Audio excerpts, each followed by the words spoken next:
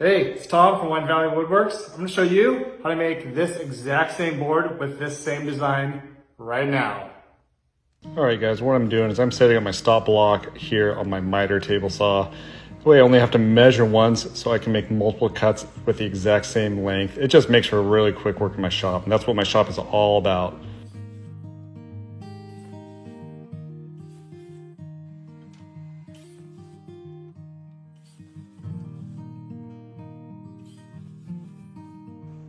Those boards that I just cut up, I'm just ripping them to make 2.5-inch wide planks. Reason for that being is I'm going to glue those up together. That's going to be the thickness of my board before milling it down to about 2 to 2.25 inches.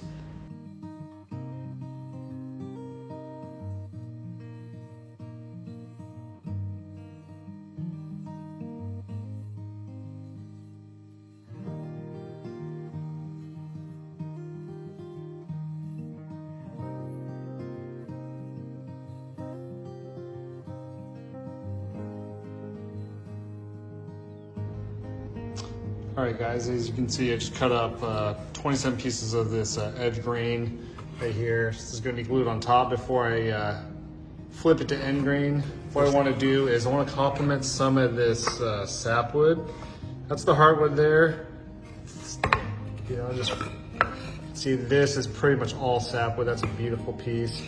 What I try and do is I try and alternate pieces so I get unique designs out of all my boards.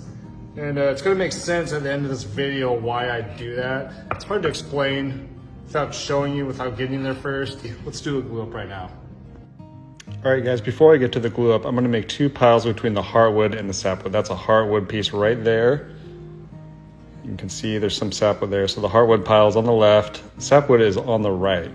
This is all going to make sense in just a moment. What I'm going to do first is lay out the darker pieces of the hardwood first. I'm going to space them out evenly, and then I'm going to try to evenly space out the sapwood as well. It's not going to be exactly perfect, but the design, I promise you, is going to look great at the very end.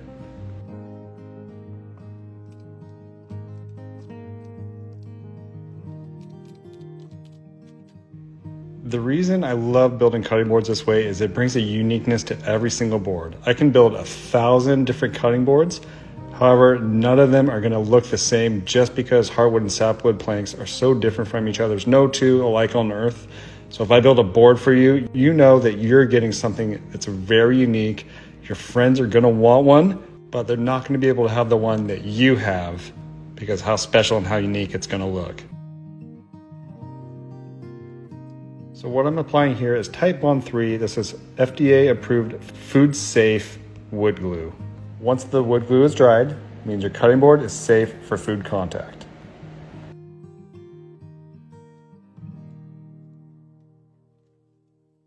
Okay, it's the last step of the day. I'm clamping these boards together. You can see there's a little bit of glue squeeze out, that's normal. That's going to be all taken care of tomorrow, but I'm going to let these planks and let the wood glue dry for about 24 hours before I move on to day 2. Okay, you guys, this is the start of day 2. I'm using the Crafted Elements router sled to flatten my board completely and just get rid of all that wood glue that's squeezed out between the boards. If you're a woodworker and don't have this router sled yet, you guys honestly, what are you waiting for? This thing saves so much time. It does such a great job. I honestly cannot run my business without this tool.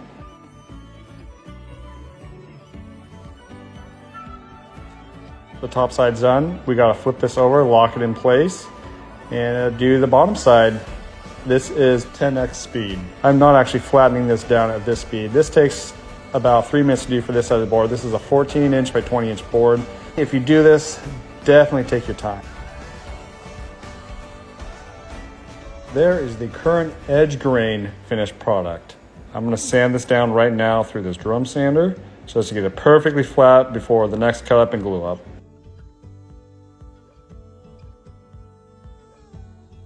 And this is what it looks like after running through the drum sander. What I'm doing here right now is making a perfect, clean 90-degree cut, just cleaning up the edge of this board. I'm gonna run my board against the fence on my table saw. This is the first step in turning an edge grain board into an end grain board.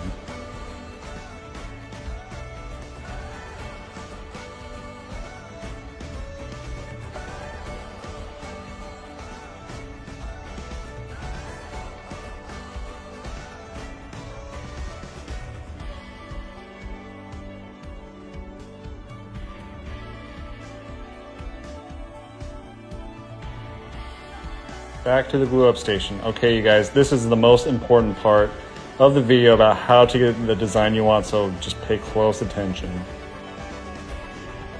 So all the end grains are facing up at the moment. I alternate every other plank.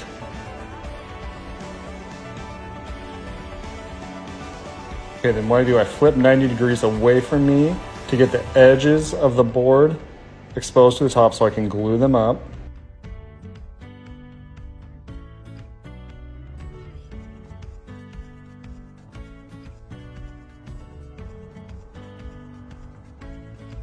Then what I do is when I'm gluing up the board back together, I stagger the joints so it gives it a little bit of a wavy pattern back and forth.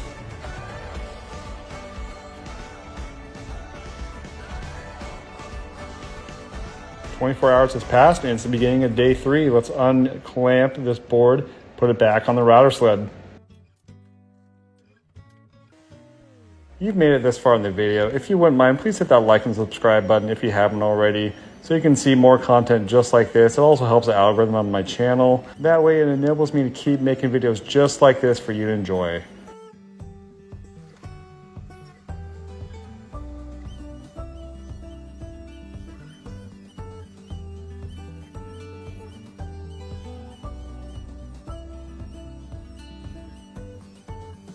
Okay, back to the drum sander just to get everything super smooth on the top and bottom of this board. And here's a sweet shot just for you.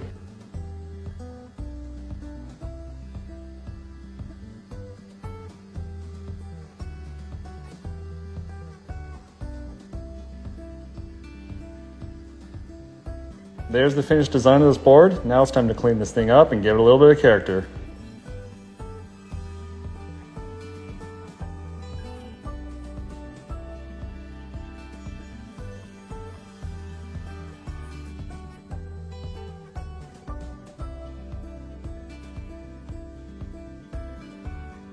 Okay, it's time for me to show off one of my new favorite tools. This is the Crafted Elements Juice Groove Jig. This thing is so fast and so easy to assemble, and the best part about this, it's easy to store and take apart if you have a small shop. My old Juice Groove Jig was pretty bulky, pretty beefy. It did a good job, but once you start living on the easy street because you have a fun, awesome, new, great, innovative product, why would you ever go back? I absolutely love this jig.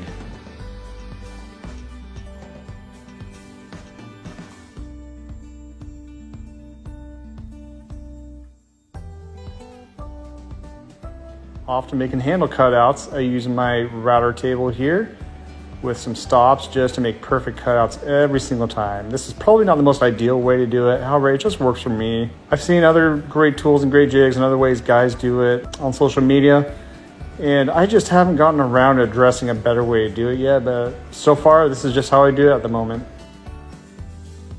The next step is just rounding out the edges with a chamfer cut. This is a 45-degree bit. Gives a lot of character to the cutting board. Before you go to the comments section and ask me, why are you using a trim router? My answer to that is because trim routers don't make for good videos.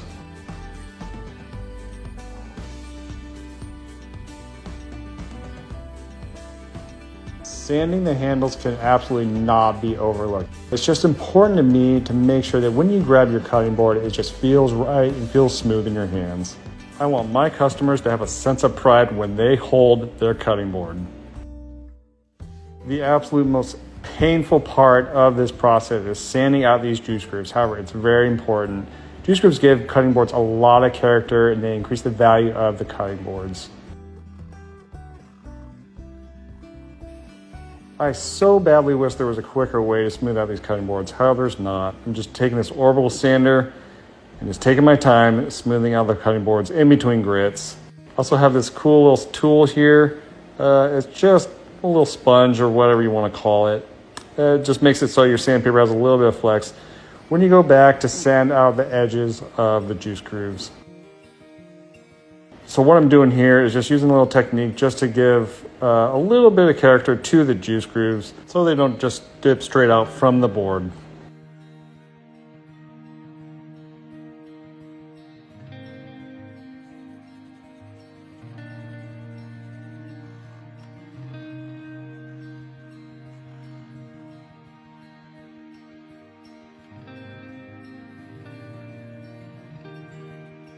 What I'm doing right here is water popping the grain. This allows the grains to raise so you can keep sanding them down, which makes for a smoother board in the very end. By far, the most rewarding part of this process is adding mineral oil to your cutting board. This just reveals all the character your board has and how good it's going to look in your home when you're showing off to friends and family during barbecues, cookouts, you name it. This is your board, and there's not another one like it in the world. The last part of this process is adding board conditioner. This keeps your board looking brand new and keeps it healthy.